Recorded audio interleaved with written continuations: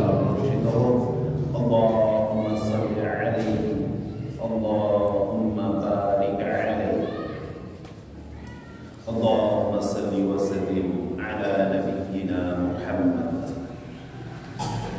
উপস্থিত শ্রদ্ধেয় সম্মানিত বয়োজ্যেষ্ঠ বয়োকনিষ্ঠ উপবিষ্ট আজকে মুসল্লিয়ান ইকরাম, আমরা সবাই অবগত আজকের দিনটির ব্যাপারে, বিধায় আমরা সবাই জমায়েত হইয়াছি।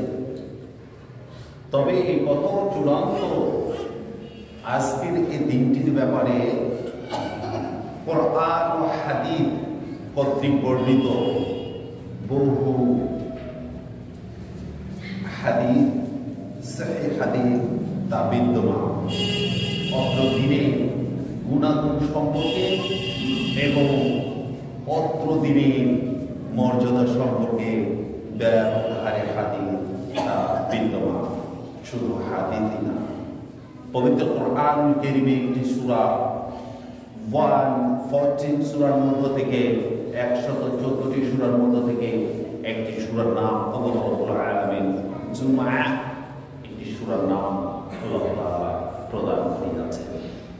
তবে আমরা সবাই অবগত এই দিনটির ব্যাপারে। এই দিনটি এতটা জানি, সপ্তাহে একটি দিন, তা জুমআর দিন, এটা আমরা জানি। আর এই দিন ব্যাপারে রাসূলুল্লাহ সাল্লাল্লাহু আলাইহি ওয়াসাল্লাম তিনি কহিয়াছেন কিতাবুল জুমআ, জুমআ অধ্যায়ে যে হাদিসটি সুনান ইবনে মাজাহ, রাসূলুল্লাহ সাল্লাল্লাহু আলাইহি ওয়াসাল্লাম কহিতেছেন এই দিন হচ্ছে সপ্তাহে এই দিন সর্দার, লিডার, নেতা। সপ্তাহে যে সমস্ত দিনগুলি 7টি দিন, এই 7টি দিনের মধ্য থেকে একটি দিন হচ্ছে তা লিডার, নেতা।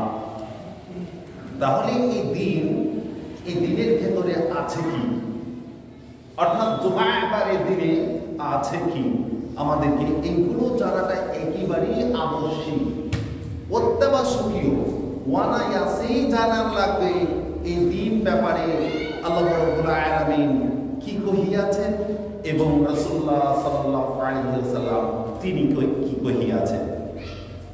বিধায় যেটা কথা আমার, যে আমরা সবাই এই দিনকে কেন্দ্র করে উপস্থিত হয়েছি, যে এই দিনের মধ্যে আমাদের জন্য যে সমস্ত কল্যাণগুলি রয়েছে, নেকিগুলি রয়েছে, আমাদের ভালাইগুলি রয়েছে, আমাদের মুক্তির জন্য যে সমস্ত ক্রিয়াগুলি রয়েছে, সেগুলি অন্বেষণ করার জন্যই আমরা সবাই জুমআ মসজিদে উপস্থিত হইয়াছি।